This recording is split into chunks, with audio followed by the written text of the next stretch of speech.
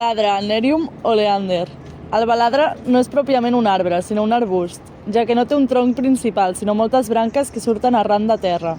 El nom del gènere al qual pertany, Nerium, fa referència a la divinitat grega de les onades del mar, Nereus, ja que és propi de les rambles mediterrànies, desembocadures de les rieres situades vora la mar que alternen períodes d'aridesa amb altres d'inundació. L'epítet oleander significa la similitud de les seves fulles amb les de l'olivera. Les fulles tenen una textura coriàcia, semblant a cuir, pròpia de climes àrids, ja que una fulla endurida no es trenca quan perd aigua.